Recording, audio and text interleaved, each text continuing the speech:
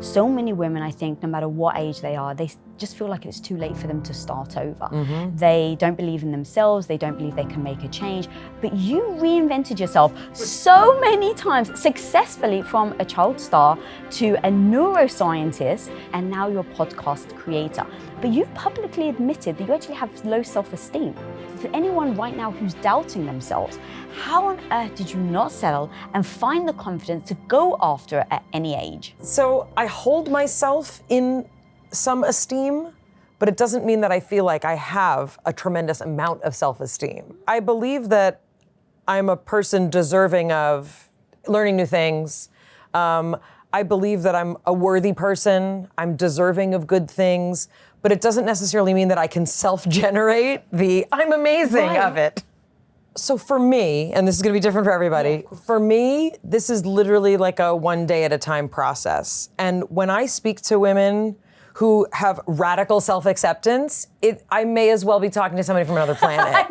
You know, and like I have friends, in particular, I have one friend who's a comedian and an actress, and she's just like, if you don't like what I'm wearing to this audition, fuck you, you shouldn't hire me anyway. And I'm like, what is that like, you know? I go into an audition thinking, what should I wear? What do they want me to wear? Does it look right? Should I have stopped eating for the past 7 days so I'd be happier? You know, and unfortunately, it's the way, it's in my genes, it's in my programming. I'm always oriented towards other people. What you're talking about, it's something I have to work on every day.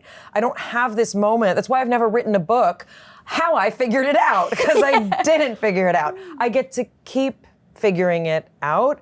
And in some cases it is. It's putting one foot in front of the other. It's getting support. It's having a good therapist. It's talking through all of this. It's allowing myself to fail and be imperfect. But I think the first step is trying to have a notion of who you are and who you'd like to be. And I think some of that is having a return to some of the childlike wonder that we had when we didn't believe there were limits. And I get to get really quiet and see what it's like, you know, the expression, you know, you act as if, right? What if I didn't have all of these voices, right, that kept trying to come into my view? What if I were to be a different person in terms of my confidence? What would I do then? This is also kind of a cognitive behavioral therapy technique. It's one of the techniques of CBT. What is it like to think as if you are that person who has that confidence? What if I wasn't judging, you know, by all of the things that I've been told to judge by? And I think compare and despair is one of the, it's one of the killers of your identity, meaning that can prevent you from making any decision, even knowing what you want, if you're kind of constantly, you know, looking out. So is that then really it gives you the framework into, okay, this type of person would do this, therefore I'm going to wake up and do that. Right. What are the things that I would do if I wasn't afraid? What are the actions that I would take if I didn't second guess myself? And what are the actions that would be involved? What happens if we start acting on them? And yeah, a lot of people do use also, you know, other techniques, meditation. I mean, even like a loving kindness meditation, which sends love to yourself, is trying to get your brain and your physiology in a state of, I'm worthy. I'm worthy of making a decision. I'm worthy of having more. I'm worthy of leaving this relationship. You know, I'm worthy of seeing who I actually want to be, no matter what age I am. I freaking love that. Yeah. Okay. Fighting against the external noise is already hard enough. Then fighting the internal noise of your own insecurities can be the double whammy. Yeah. What were your insecurities, if you don't mind sharing? Then how did you work through them? In order Name one, and it was probably it. Well, I think, look, for some people, and I think I probably would be one of them, there's a bit of an overcompensation in terms of achievement that also is not necessarily the healthiest thing. Meaning for me, I was that kid who was like, let me entertain you, let me fix it, let me do this. And so I think some of that can also follow us. You know, I don't encourage people to choose 4 different careers, you know, and pursue them each. Like it's, well, I mean, like, To me, that's not necessarily a path. Like for me, it was my path through like kind of a funny, odd way. And I'm not saying people can't change directions and pivot, but I'm saying as a general goal, like, yeah, what's your passion? What are you interested in? What are you driven towards? What are the kinds of things, right, that make sense to you? But I speak to a lot of women who later in life say, I always wanted to study science and I finally got to do it. Great, awesome. But I think in terms of insecurities, if you come from a home with alcoholism, if you come from a home with mental illness, if you come from a home with predictable unpredictability, you will adopt a lot of coping mechanisms, right? I grew up kind of thinking that there was a constant lens on me even before I started acting. And I think that's kind of funny. People assume like, oh, you're a child actor, that's why you're insecure. No, I was that way before I started acting, I promise. You just had a camera on it to show Right, it. I didn't start acting till like junior high. So, I had a lifetime already, of my own insecurity. I definitely didn't look like other kids. Growing up in the 80s, like nobody looked like me on television.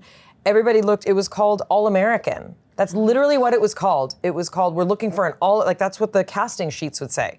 Looking for an all-American kid. That was completely legitimate that you could put that down.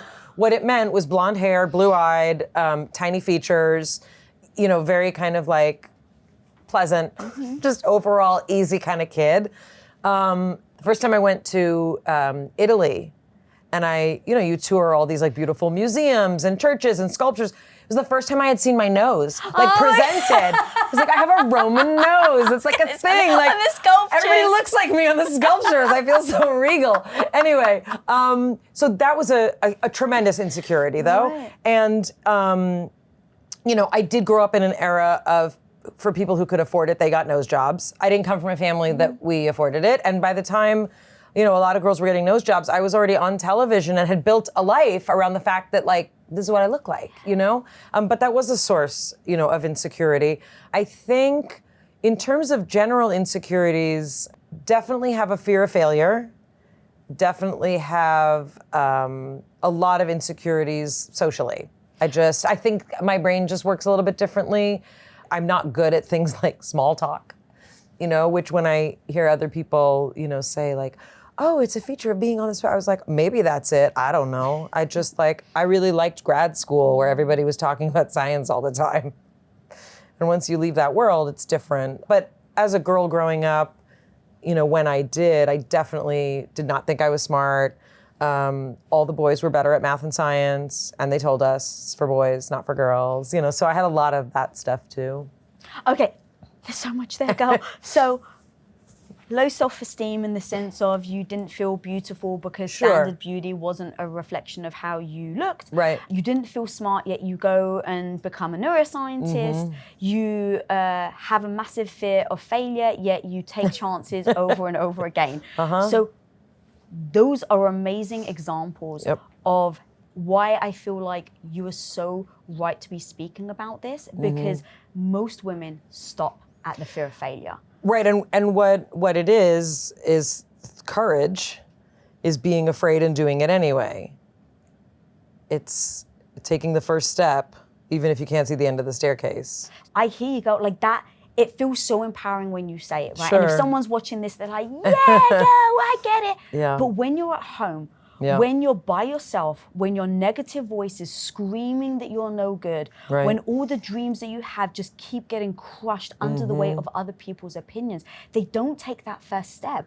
And I think, part of it is also we get stuck in this mindset of, here's the thing I want to achieve, and if I don't achieve it exactly the way that I think, exactly the way that I want it to happen, it's a failure. Right. And the fact is, and I don't want to sound trite, but the journey and the process, the strength that it takes to figure out what it looks like to take that first step, those are actually the things that make you who you are. Not the degree that you have at the end of it, not the money that you have at the end of it, not the man or the whatever that you have at the end of it. It's the journey and the process that it took, and the struggles, and mostly the hardships that kind of form who you are. There's not a magic wand that's going to be waved to get you there. And as I think you've talked about so eloquently and made a career out of, that's the process that we have to go through that actually defines us. And so for you, when you look at the journey, Is it the incremental steps that you take? Yeah, I think, I can't leave the notion of having faith out of the conversation. Yeah. And I don't just mean religious faith. I don't want people to be like, I don't want to hear about God. That's not necessarily what I mean. But the notion that you've survived 100% of everything that you've experienced. 100%. There is a notion that we have to believe that even if it's not clear to us, we are on a path. And it's a very Western concept to say, like, I want to go from start to finish, right? I originally wanted to go to med school. I actually wanted to be a psychiatrist because at the time in the 90s, like, I wanted to learn about mental health, and that was the way that I thought you do it, right? You go to med school, you get the highest level of scientific education that you can get. I did not have the grades to go to med school, and that's just truth. And it didn't matter how much I studied. It didn't matter how many tutors, like, that wasn't gonna be my path. And that kind of pivoting is what allows you not to drop out of school altogether and say, I'm stupid, but to say, that wasn't my path. Another path is mine. I've also heard God or the power greater than yourself has two answers, yes and not now, or not yet, right? And so also that's, for me, that has to be a component of these kind of things. Every step you take is faith. That is being afraid and doing it anyway. Such a great answer. All right, guys, we'll be right back with Mayim Bialik. But just for a moment, I just want to ask you, if this episode or any other Women of Impact episode has brought you value, then please do smash that subscribe button down there, because you have no idea how much that becomes a calling card to every single woman out there, that this is the place, this is the community to be a part of, because we've got each other's backs and we're helping each other build our confidence one step at a time. So smash that subscribe button down there, guys. Thanks for listening. Now back to the episode.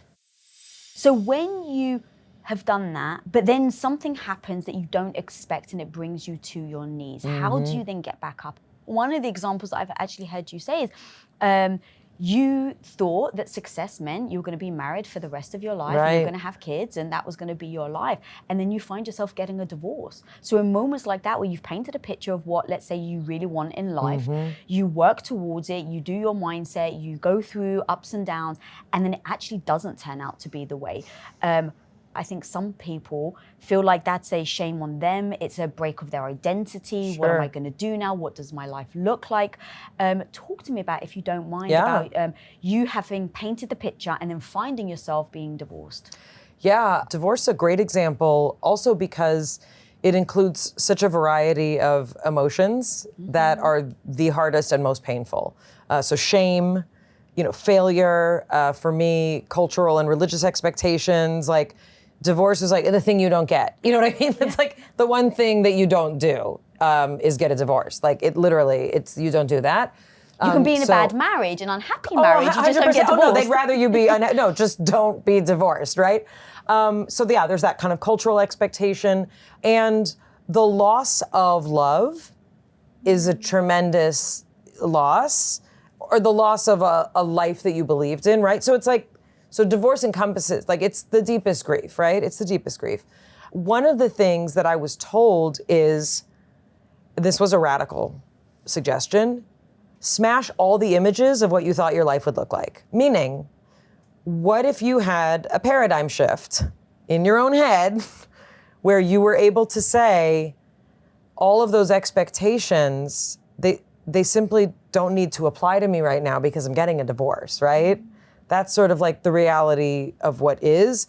And I think this is where a lot of women get stuck. It's where I see a lot of women not getting divorced when they want to, need to, and by all accounts maybe should, right? Is that notion of the fear of what happens when you make all those decisions, process all those emotions. We don't want to shatter the images of what we thought our life should be because we were programmed to have them. And I don't mean to like get all like metaphysical, but if you take like a 30,000 foot view, like, we are all organisms on a planet that is spinning around at rapid speed, right? And this thing between our ears is it's a computer, it's a computing machine.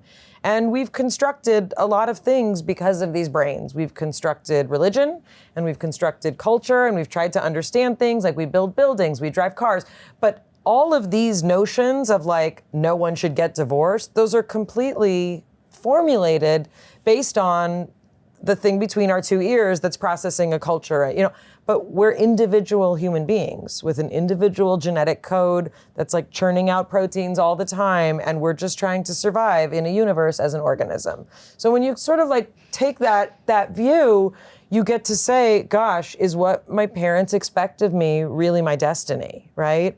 Is what my religion has told me really my destiny if I'm not supposed to be here, if it's not healthy for me, if I'm being abused, if I'm being mistreated, What do you actually want?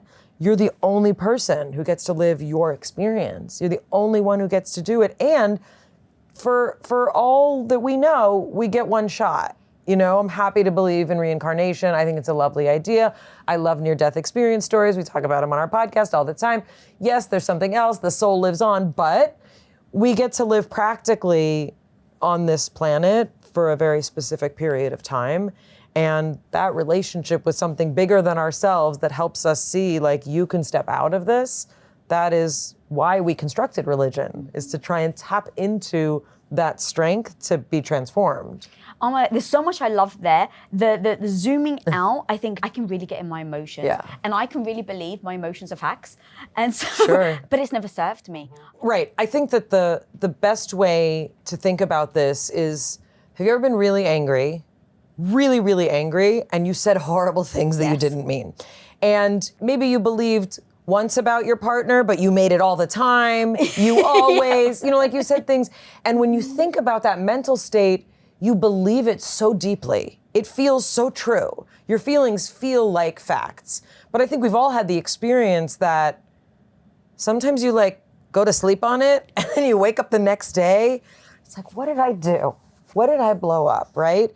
And that doesn't mean that the feelings that you had are not true. Right. They're absolutely true for that moment, for the neurochemistry that's flowing through your body and your brain. But when you think about what kind of person you are, who you are, what relationships you want to have and how you want to interact, we don't make decisions from that place. We can't make decisions from that place. So that's why after you get a divorce, right, it's best not to start dating right away because you're in a very different emotional state, right? The things that feel true, the desperation you feel that I'll never find someone, or the fear of leaving a job because I'll never find another job, right? That's an emotional state. And just like you wouldn't base your entire life on making decisions when you're so angry that you say those horrible things, we make life decisions like that all the time that need time and space to breathe. It's what the word process means. And a lot of people are like, what's processing emotions? It's letting things settle, understanding that you're always going to be on a roller coaster of ups and downs of emotions. That's just being human. Mm-hmm. And if you're a woman, even more so. And if you're either premenopausal, perimenopausal, or menopausal, it's like, name a time in your life. Like maybe when you're 6 years old, things are kind of okay. Before you've gone into puberty. Correct. No one remembers. When you're indistinguishable chemically from boys, everything's fine, and then the hormones start. That's amazing. That's so true, though, in the analogy of like, well, you wouldn't make a decision when you're angry. We all kind of know that, but yet we still do in the moments of being despair, feeling wounded. Correct. Oh my God, that's so true. And one of the things that I like to kind of the analogy that really hits me when I talk about like the soberness of your emotions really is like, have you drunk alcohol before? Sure. Okay. Have you ever been drunk, very drunk? No, I've never been very drunk, I'm proud to say. Okay, well, I have. So I'll just give you an example. Happens. Oh, I've seen it happen a lot. I'll tell you some stories. Great. You have like one shot. You have 2 shots, right. You feel a bit giggly. After like 3 or 4 shots, I'm dancing on the table. Right. I wouldn't normally dance on the table. No, that's your prefrontal cortex says, check the fuck out. Completely gone. Not there in the remote slightest. And so what am I doing? I'm dancing on a table. Maybe I'm kissing the bouncer's cheek or something on the way out. And then the next day, I'm like, maybe I shouldn't have done that. Right. Well, emotions that's intoxication. Are the same. Yeah. Correct. That's intoxication. So when you think about shots of anger, shots of frustration, shots of shame, and then you wake up the next day feeling the embarrassment. Yeah, the difference, and I think a lot of people would relate, I have an entire pharmacy in my body that I don't even need to source.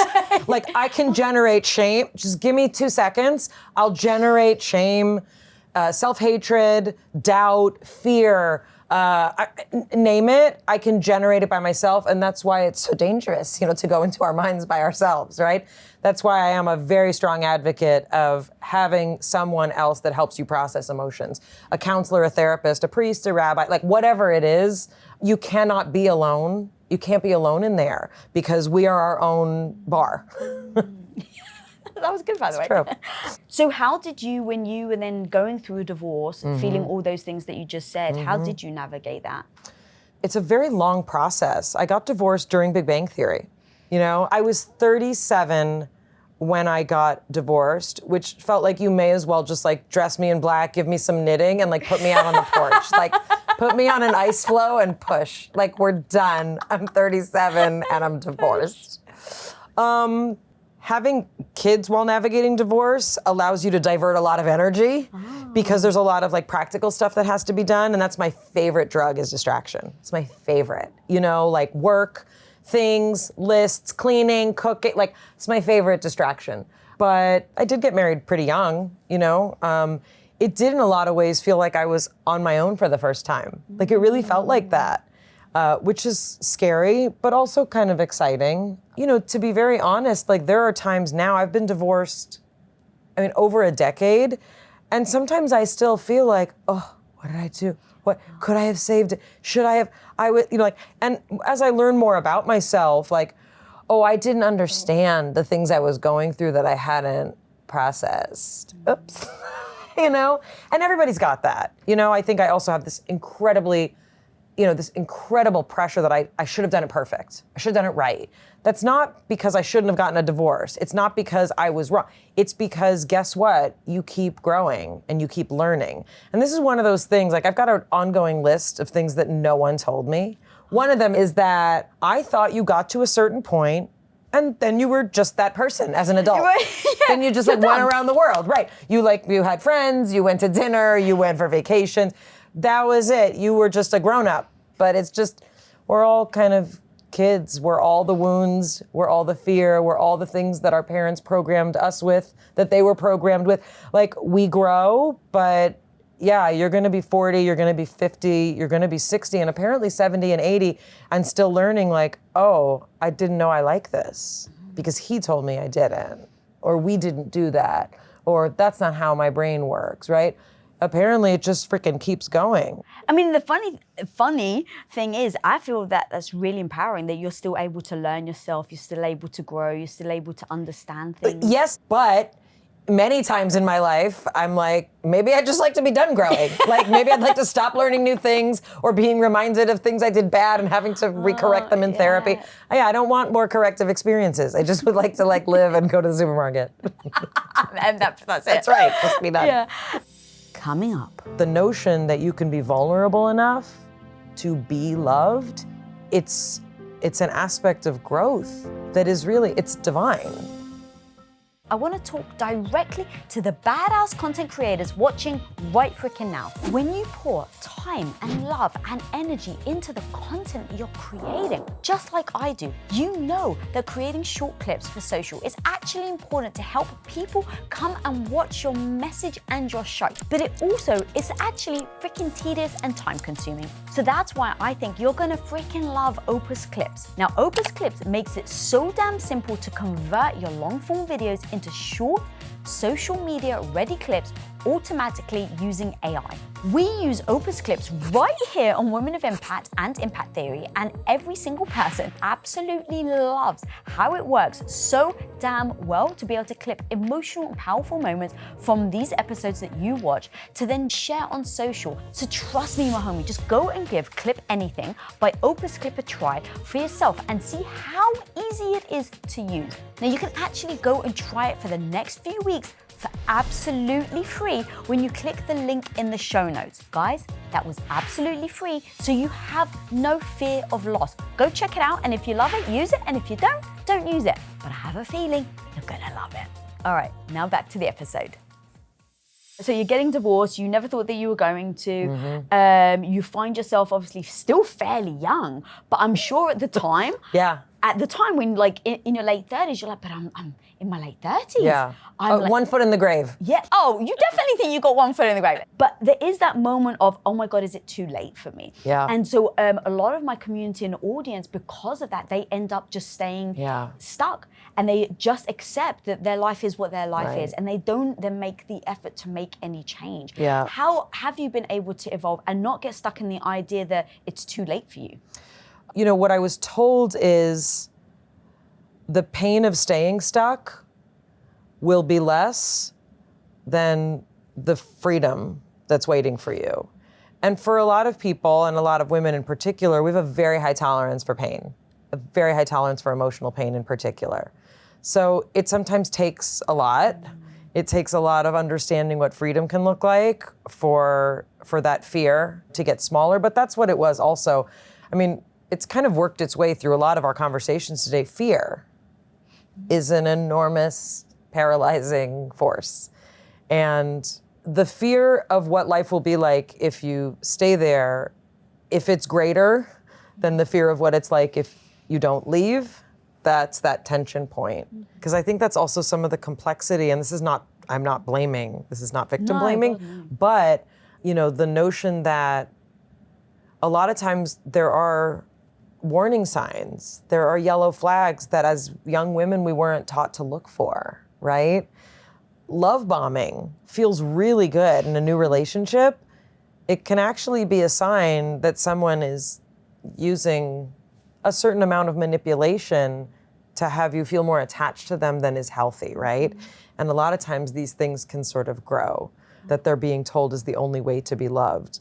But I also think it's no small thing to be afraid that you won't find someone. It's a very powerful weapon that many can use. But I see a lot of hope in that, I mean, not only the work that you do, but the work that sort of we're all trying to do to give voice to these things. What did dating look like as in your 40s? What were the surprising things? What were the hurdles? And the reason why I ask is I have a lot of women that just give up on love. Yeah. I mean, I know a lot of women who've started dating women because there's just more of them out there. That's actually true as well. What is that, by the way? Well, I mean, I think, look, you know. My mum married a woman, so I think I'm allowed to talk about this. No, I mean, I think obviously many people realize things about their sexuality later in life, which I think is also a fascinating aspect of, you know, a lot of people have fear about that, right? What does that mean and what will people think? But that aside, I've spoken to many straight friends.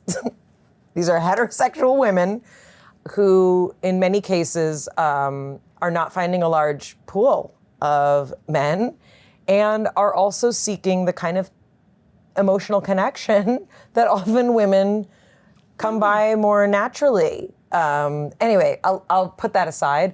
So for me, dating, because I was a public person, was extra complicated and strange. Just it was weird. How do you do it?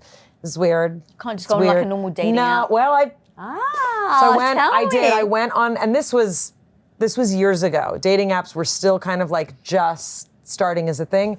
I went on a dating app, and I didn't use my name because that seemed stupid, but I used some pictures of myself that had not been actively published. I didn't use oh, here's my photo shoot from whatever. My headshot. Here's me as Amy Farrah Fowler. No, I used nice pictures of me. And I experienced what a lot of women experience on dating apps. It was horrible. It was really horrible.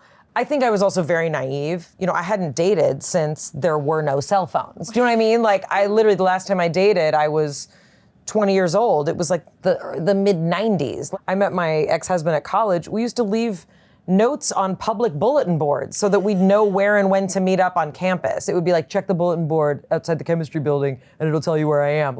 That was what dating was like, right? So I think a lot of people just apparently wanted to have sex, you know, which that wasn't what I was interested in that wasn't my dating experience that I was interested in. I didn't want to just hook up with someone. That wasn't my thing. There were a lot of emojis. I didn't know what they meant. I actually heard one of your videos recently. You're like, Didn't know. learn the emojis. Learn the emojis. People, learn what the unicorn What do you means. mean? You don't want to go for dinner with an eggplant? Yeah, Eat no, it out. just don't. You may be a third. You may think that you're a second, but you're a third. Anyway, so learn the emojis. And also, I think that for my personality as someone who isn't comfortable, like in bars, in normal social settings, that was a real challenge for me. I'm used to literally like hanging out in grad school or being in my house. And I also had a 4 and a 7-year-old. So like, you're also like dating in between childcare. Like it was not very successful. What's funny is that my partner and I we knew each other when we were each married to other people.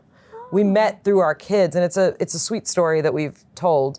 I mean, it's only sweet if we stay together, which at this point we're together. But we had lost touch. Like, he had moved back to Canada. We had lost touch. I didn't even know he was divorced. Like, it was just like, it had been a long time. It had been like 6 years since we had spoken. And I had vocal cord surgery. And what happens when you have vocal cord surgery is you can't speak. You're literally on vocal rest. For how long? I was on vocal rest for the better part of 3 months. What? And I had children, and I had a whiteboard, and I would angrily write, like, you better take your clothes upstairs, writing real fast. So in the time that I was recuperating acutely, my ex-husband had the kids, and I pulled a book off my shelf that had been given to me by this person. And I was like, I have time. I might as well finally read this book. It had been like 10 years since he had told me to get this book. I had never read it. The book was about somatic experiencing. It was about somatic therapy. And I reached out to him, and the story goes that when he received my email, he fell off his stool because he had been working for a company and he needed to speak to a neuroscientist, and he had been planning on reaching out to me, and we hadn't spoken in like 6 years. Wow. So we ended up kind of reconnecting, and we ended up starting this podcast. You know, we kind of like gave birth to a relationship as adults and a podcast. So it's kind of our baby. And all the insecurities I had still were with me. And even more, because then you have like a body that's older. You have a face that's older. Like, everything's different. You're not a spring chicken. Very different expectations also for a relationship when you're in your 40s or, you know, not in your 20s. When you meet someone and they're like in their 20s, you get to grow together. You get to program each other together. You get to be like, we like Chinese food, or these are the plates that we eat on. When you're dating as a grown-up, you're meeting another grown-up who's had a whole other way to be programmed by their own life, their decisions, and you've got your own way. It's very, very interesting. And so the standards are different. They may not eat the food you want. They may not communicate the way you'd like both of you to communicate. So it's still a process of really growing and adjustment.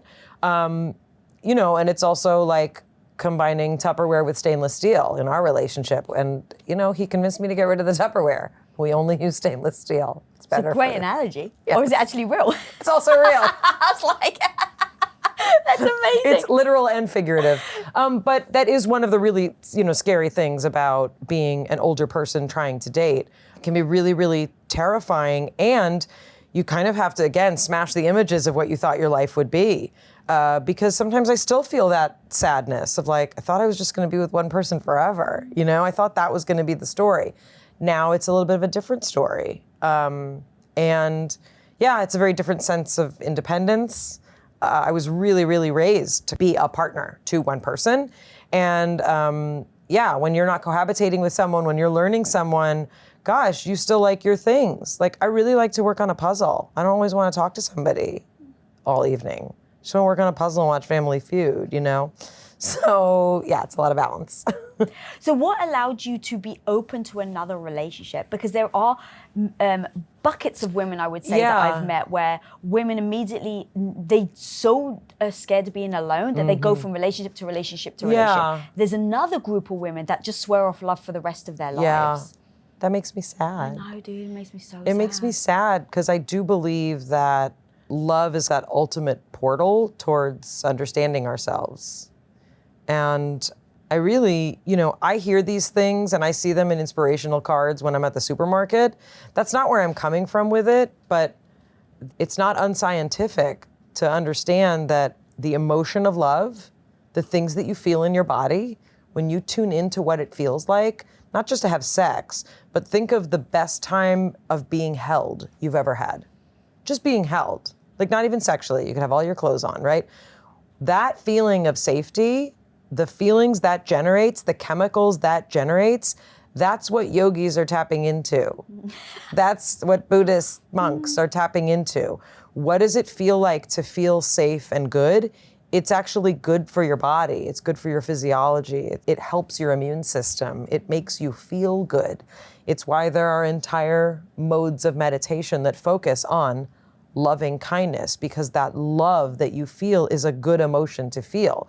You can feel it on your own for sure, but the notion that you can be vulnerable enough to be loved, it's an aspect of growth that is really, it's divine. So when we kind of shut that out, we're shutting off not just an aspect of the universe, like we're shutting off the ability to generate positivity just for ourselves.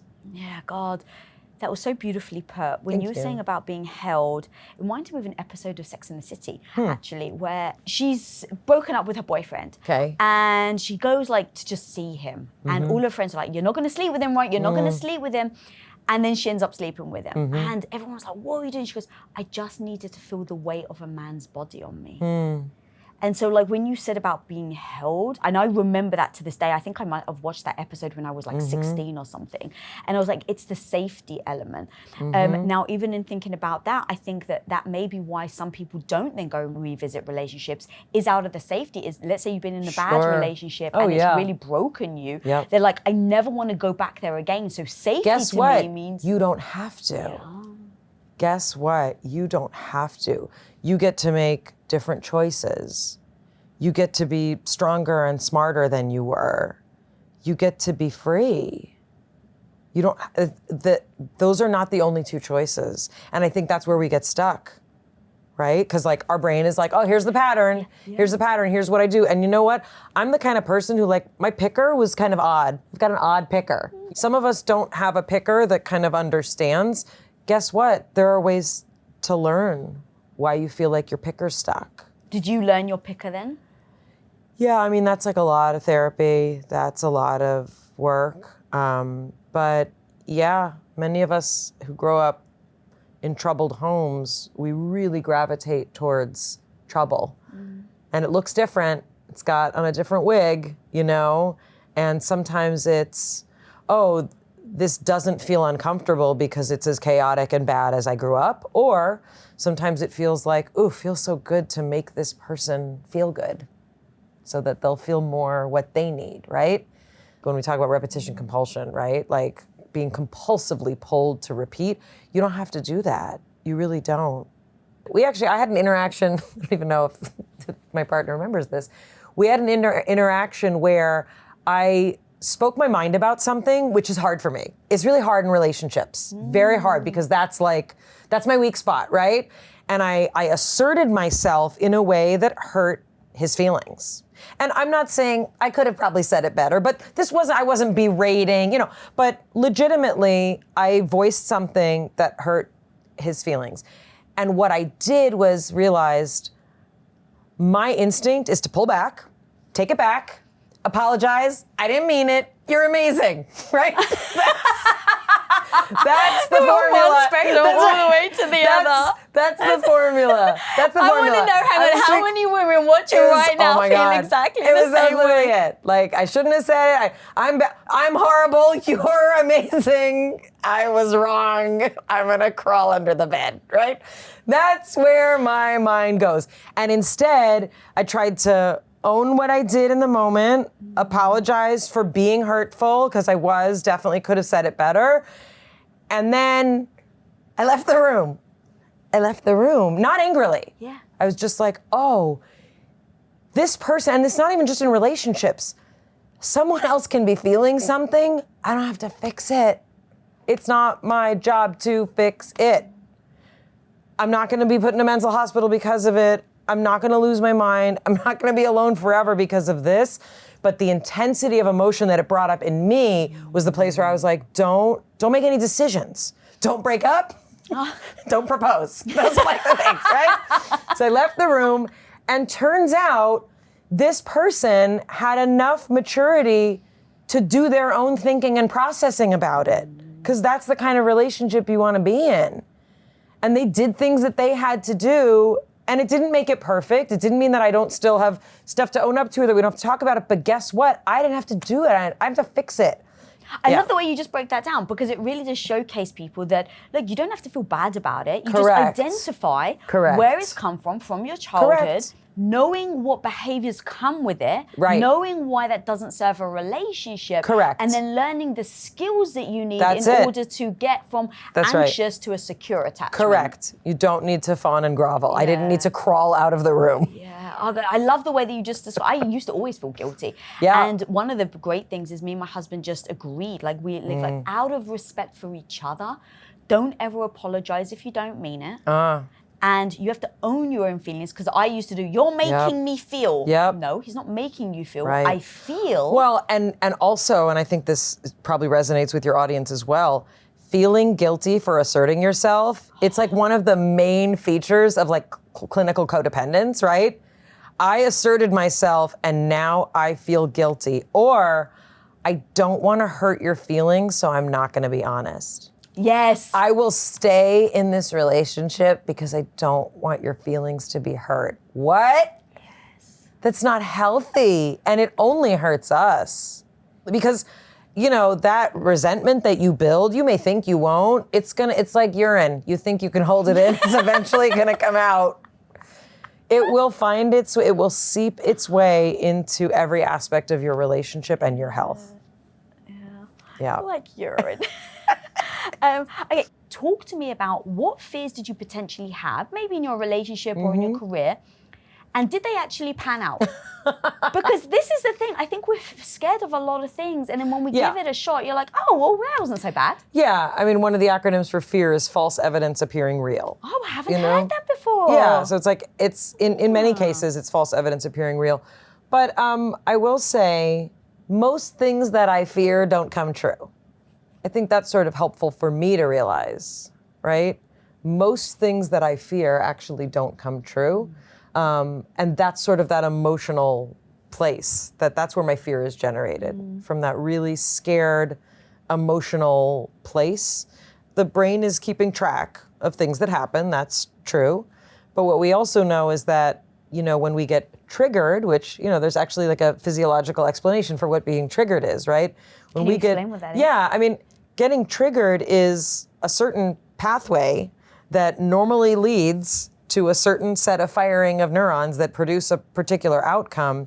When that gets tripped, when something reminds you of that, your brain will follow the same course that it took. And so you have the same set of reactions to something that isn't that, because it feels the same at first, right? Or it reminds you of it. And the brain's just kind of a redundant machine, and it'll keep kind of churning that out. So I think that's an important thing to remember, and that's where there are specific techniques. There are things like cognitive behavioral therapy. There are meditation techniques to try and train you to stop going the same places that are really that circulation of fear. And some of it is very, very old, because it's from very, very old parts of our brain that are exactly primed to help us understand how to survive in the wild. Because for most of human history, we haven't been sitting on chairs like this with pink pillows, you know? It's like really new. So yeah, I think that's a little bit of the framework. Fear really was like the biggest trap for me, because I was so insecure, and I was like, if I do anything, I'm just gonna get mocked more. And I really feel badly about myself. So I thought I literally, like my heart felt like it would crack and crumble if I had one more negative thing. And what I realized is just speak your fear out loud. Like, what is it? And so we started Quest Nutrition. We had no idea what we were doing. Zero experience on protein bars. And so, of course, everyone's like, what the hell do you guys know? And so I was very fearful. We put up our house at the time, our tiny little house, we put it up as collateral. And if the company failed, then we lose the house. So I'm young, I'm married, I've got this little house, and my husband's like, yeah, so our house is going up for collateral. Fear, panic, panic, panic. Sure. And in that moment, it was my husband that said, why are you so fearful? And I was like, well, it's just scary. And he's like, but what are you actually fearful? Like, he kind of forced me to say the words. And I was like, well, what if we lose our house? He goes, now think that through. well, what's the fear? If I lose my house, I'm going to be homeless. Actually, I know I'm not going to be homeless. I'm very fortunate to have friends and family. So once I said that, I was like, oh, Yeah. so I'm not scared of that. Right. I'm scared of the embarrassment and the shame of losing the house. Right. That's all feelings. Correct. It's not the practicality. So once you're able to give the voice to the fear and then follow it all the way through to then what does that actually reality look like? Yeah, I mean, Byron Katie obviously talks about this. That's someone that we've had on our podcast. You know, just the question, is it true? Is it really true? The other thing that I think about is a fantastic book, How to Have Difficult Conversations. This is like one of my favorite books. And they talk about these 3 levels of any conversation, but I apply it to there's 3 levels to any problem. There's the actual thing that's happening, right? The description of the problem. Then there's what it means to you emotionally. And then the deepest level is what you think it says about you, like in your existence as a human being, right? So if we're afraid that we'll lose our house, okay, we're putting our house up for collateral, that's what's happening. The fear is, well, what if I become homeless, right? But the actual fear is, how could I possibly cope with being a failure, with feeling shame? Okay, so now taking that, they tapped into that deepest thing, and then we were talking about triggers. So I think in those moments is when then you get triggered. 100%, yep. So do you think the evolution of not getting triggered is doing the foundation work first? And I think there's a lot of things that we're learning. One of them is going to sound crazy, but I think you get it. I think many of us are walking around with inflamed guts. And inflamed brains.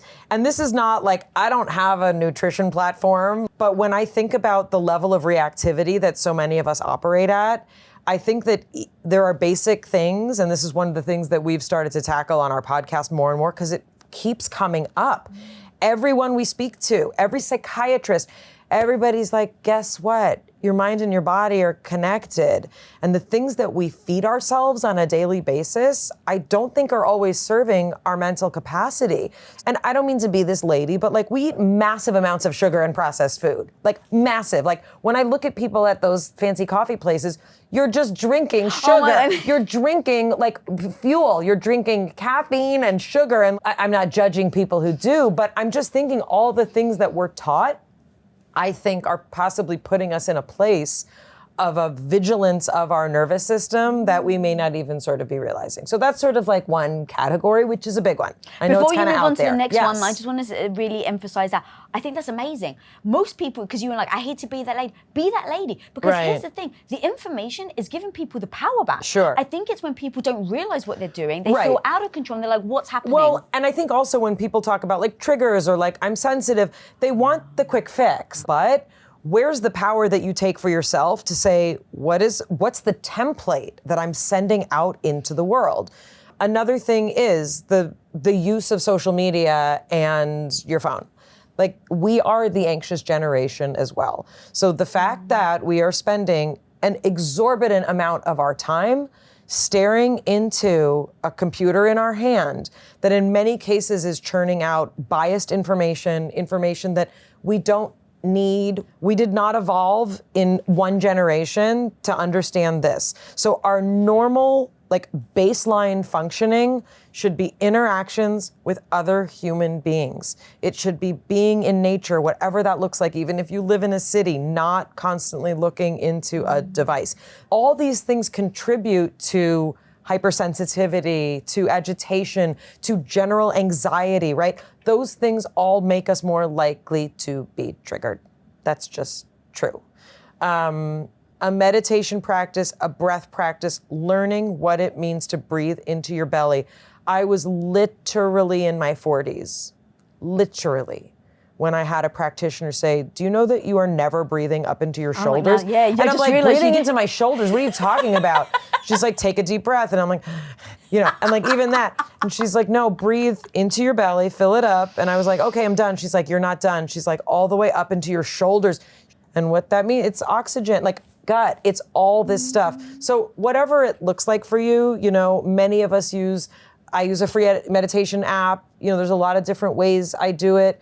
I've started using a feedback app that's also a meditation program. Some people love transcendental meditation. Like something's gonna work for you that may not be what works for your best friend, I promise. Even if you meet someone who's just like you, what works for them in terms of learning to calm your nervous system down, it may not work for you. You have to find what works for you. And just like if your hair color wasn't right when you left the salon, you'd go back until it was right. What if you treat your mental health like that? What if you treat your nervous system like that? Like, I tried this and it didn't work. Oh, is that what you'd say if your hair was the wrong color when you left the salon? No. You'd go back. You'd write a review. You'd speak to the manager. Yeah. Ask for a discount. Right. Also the same with your car, right? If you took your car to a gas Correct. station, you would never consider putting a natural gas into a diesel car. Correct. You'd be like, Or that'll break my car. If you took your car to the mechanic and they were like, we don't know, sorry, we're giving it back, right? And you have to drive a broken car, right? And that's kind of, I think, what a lot of us are doing, myself included. We've been driving a broken car and just being like, I don't know. Well, guess what? What fuel are you putting into it? How are you tending to it? Yeah. Did you notice then in understanding all that and then changing your habits, did that affect how you were showing up, potential triggers and things like that? Yeah, I think the way that many of us are taught to eat, I think that's a big shift to understand what actually works for your body. Like, I don't know, I wasn't raised to think about what it felt like in your body when you ate. You eat everything on your plate because, like, we had to trudge through Siberia. Like, literally, it was just like, what are you complaining about? Eat what's on your plate. So you got all the guilt as well from their parents and grandparents. Of course. If only I was able to have That's that when I was a intergenerational kid. trauma on your dinner plate, you know? But like, just even the notion of like seeing what feels good for your body, like sleep hygiene, that's a big one. And like, yeah, it absolutely changed a lot of things for me. And a lot of this stuff is cumulative, and that's why a lot of people don't like it, because you want to believe that it's like, you want the ibuprofen, right? I get it. We've been told if you take ibuprofen, your head will feel better. But it's the work of your life. Like, it's literally the work of having the strength and courage to then make decisions. And I wouldn't be surprised if a lot of people who feel stuck in decisions, if these things get tended to, you have more resources with which to make decisions. I didn't expect that to be your answer on triggers, but it absolutely makes sense. And it's the thing that I am beating my head against the wall, because a lot of people ask me like, oh my God, where'd you get your confidence from? I'm like, first of all, I don't feel confident. Right. So what you see on the exterior is 15 years of me wax on, wax off, practice of how I can show up and feel good about myself. And also, don't be around toxic people. Meaning, like, I don't mean to say, because like people get triggered all the time, like, especially as women, like, we're taught to tolerate a lot. If something feels horrible, disgusting, or scary, you get to remove yourself from that situation. If you're not having a good time at a party, you don't have to stay. And like, I think so many of us, like, it wouldn't even occur to us to tune in. So many of us are taught to kind of tolerate situations that it's not even intuition. We know it doesn't feel right, but be a good girl, be quiet, like nice girls don't say anything. Like, that still follows a lot of us. How would you behave, right, if you believed that your sanity was the most important thing? Yeah. That was such a good quote. Oh my God, that hit me really hard. How have you then started to listen to your gut and use it as, I kind of think of it as like a compass? Yeah, this is an area where I still feel like I have a lot to learn. And I think it comes from the kind of insecurity that I have had my whole life.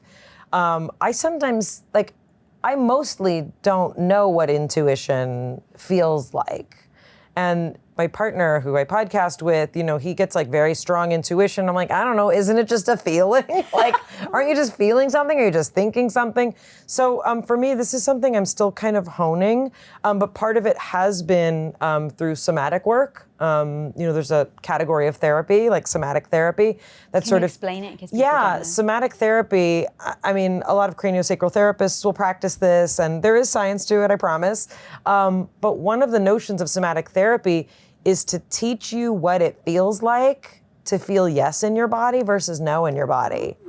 And this blew my mind. I'm a grown woman, you know, like, I'm well into my 40s, and I had never had to think about what is, like, if I close my eyes, when something feels like yes, what does that feel like, right? Like, do you feel an expansiveness in your chest? Like, does it feel tingly, buzzy? Like, to think about, and then when you think about something that's a no, what does that feel like? Ooh, it's kind of closed. It feels like, but those are the sort of things that our body's calculating all day. It's calculating all day. And I do believe that some people are more in tune with it than others. And I think for those of us who have, dissociative tendencies, which for many people is overthinking, overworking, workaholism, those are ways to dissociate. Many of us just we don't think a lot about that. So that's been sort of a journey that I'm currently still on. That's so cool. I've never heard it. Yeah, my intuition is mostly wrong, is what it feels like. So like the week that I was made a regular on Big Bang Theory, I thought I was going to be fired. Hand to God. I called my agent and I'm like, they're done with me. There are no more scripts that they can write for me. My character has nothing else to say. I can just tell. Now the question though is that your intuition being wrong or is that your fear overtaking? That's what I think it is. That's what I think it is. I think that I maybe don't know what an intuitive sense of that is, but I don't believe that deep down intuitively I was like, I will become a regular and be nominated for 4 Emmy Awards.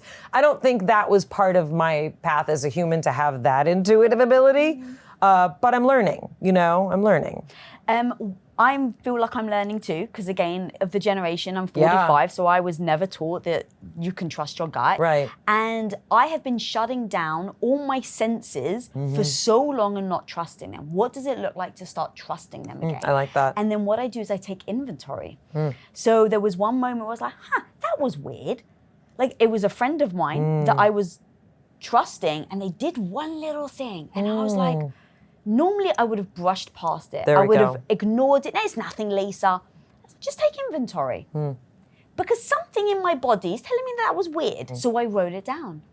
And I was like, she did this. It may not, because I used to say, Lisa, you're just being paranoid. Oh, interesting. And so because I started to write it down and take inventory, 3 months later, it all came out. Amazing. And I was like, oh my God, 3 months ago I sensed So that it. feeling, that feeling was it. And when you think about it being the gym, where you just have to practice that skill to get stronger, once I realized that one little thing, my gut had definitely spiked. I didn't quite know what it was. I took inventory. It proved to be right. Now that becomes a bit of credibility to myself. How many second dates wouldn't have to happen if women listened to their intuition? But like, oh my God, you're so right. It's true. I bet you, girl, if people did that when they went on the first date, like what, you don't even have to put words to it. And I'm not saying you shouldn't give people a second opportunity but I'm saying like, if there's like a thing, Well, because now, you don't want to get paranoid. No. So there's that fine line. You don't want to overcorrect. Exactly. I'm intuitively sensing that everyone is dangerous. Yes. So that was just me like working on like training my gut intuition. I like that. And it's just been a practice because again, it's like, okay, I know that this is something that I've been missing. Right. I'm working on my health. So that that brain gut connection. I love that. Okay, so actually we'd love to move on. You said something earlier that I didn't want to interrupt you, but it was so amazing. You said that you're starting to make a list of all the things that you wish people had told you. Yep. I want to know what's on that list that hopefully people at home and myself included could learn from. Okay, so the one that I said is that like no one told me that like you're never gonna like grow up. Yeah. You're never gonna be like done. Like it's gonna be like this like constant evolving process. Yeah. No one told me that. No one told me in having children that they need a lot of interaction much earlier than I was told. Meaning like cognitive, emotional interaction. Like they understand sarcasm far earlier than I'm comfortable with because I'm a very sarcastic person. You can't talk that way to a 3-year-old. They get really hurt if you're sarcastic. I thought they wouldn't notice. They notice. Another thing, no one told me upon being born with 2 X chromosomes that there would be a stretch of 10 years of my life during which no doctor would precisely know how to make me stop feeling all of the things I was feeling because of my hormones. No one told me. And I have a PhD in neuroscience. I studied a lot of biology, studied neuroembryology. I studied a lot of things. No one told me that there's 10 years of your life that you can expect to have an unpredictable hormonal pattern that will affect your mental health, your physical health, your gut, your sleep. People may not want to be around you, including your own children. no one told me that, and this is something I get to tell my younger self, no one told me that all of the things that I was scared I would always feel bad about would get easier. I never knew why everybody could drink, do lots of drugs, have a great time, and not seem to have any problems from it. I realized everybody has problems. The people doing drugs and drinking a lot have problems. I have problems even if I don't do those things, but that won't feel as painful as you get older. I finally started to understand why I didn't want to party like other people. I had different ways to work out my issues. But those are my 4. Those were so good. Can I talk a little about menopause? Sure. I love that we women now can talk about that. Oh, yeah. 3 My years mother was just sad forever. We just thought that's how you get. My mum never complained. And then recently, because I've been learning a lot about perimenopause, and the one thing I just learned is know your 3 Ps, because some people think that if you're in perimenopause, it actually can mimic depression. And so which one is it? Or is it like one leading to the other? Correct. Are you actually in perimenopause? So yeah, there's like 3 Ps that you can actually figure out whether it's depression or if it's actually hormones and you're going into menopause. And it's something like, I think it's the physical changes, past history, and then the changes in your period. But the know your history was one of the big things. So I asked my mom, not realizing, and she was like, I bled so much. I had to change a tampon every like 10 minutes. And I was like, you never complained once. Not once.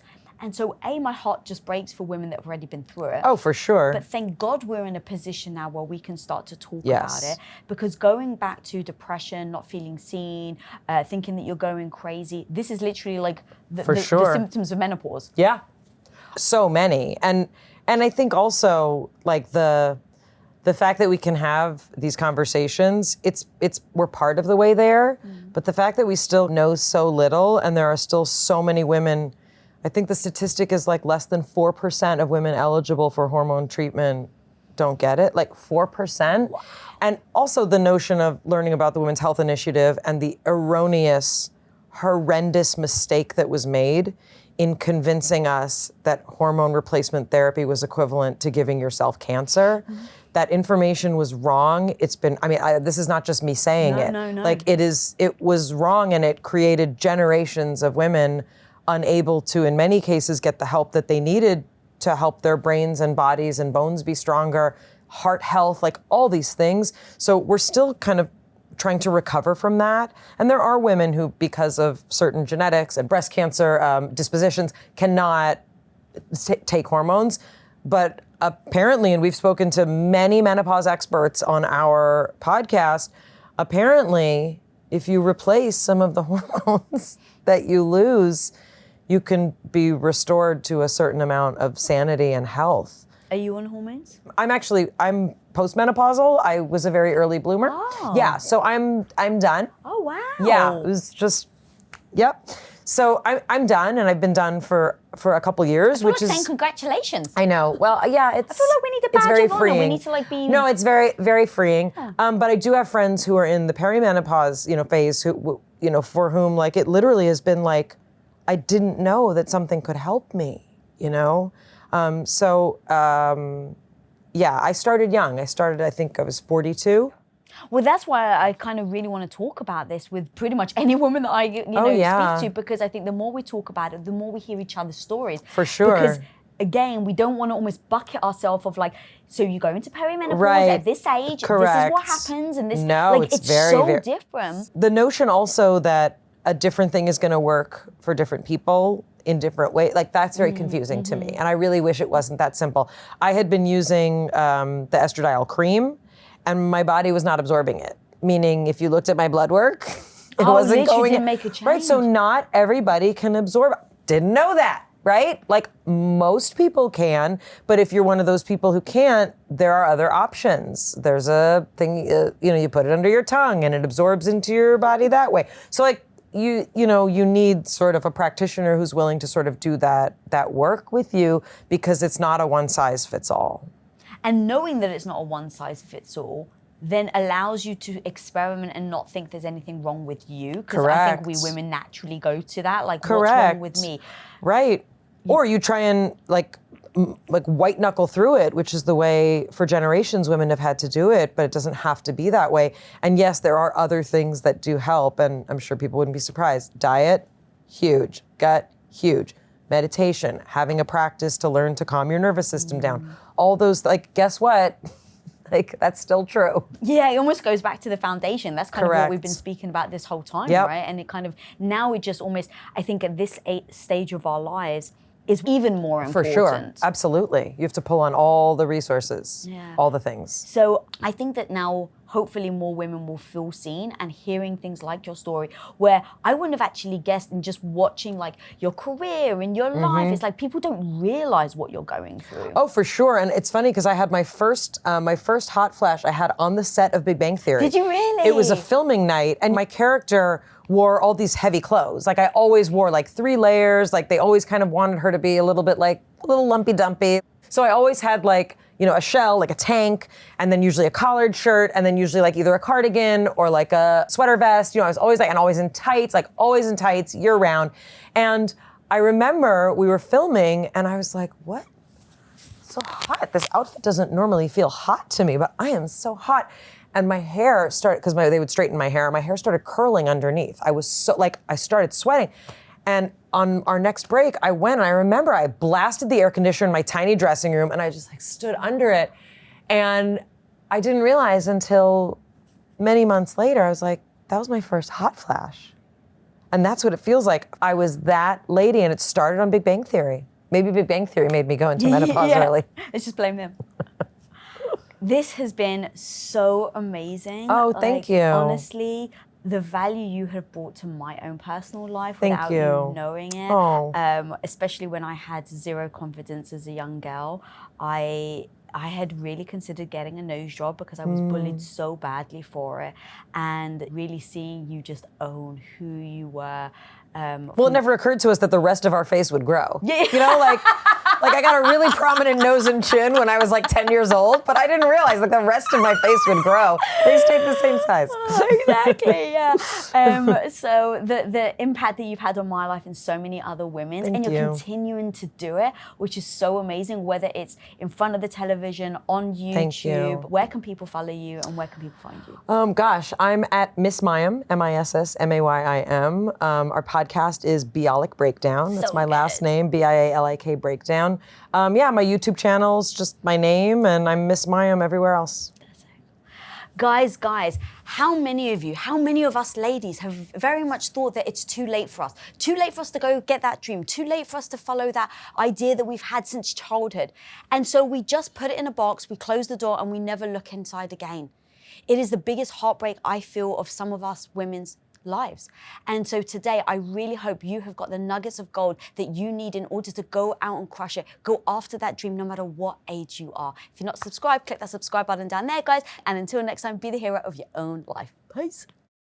If you want to find your worth and get back up after hitting rock bottom at any age, then click here right now and watch my interview with Elle Macpherson. Time magazine crowned you the body. You were on the cover of Vogue, Vanity Fair, and yet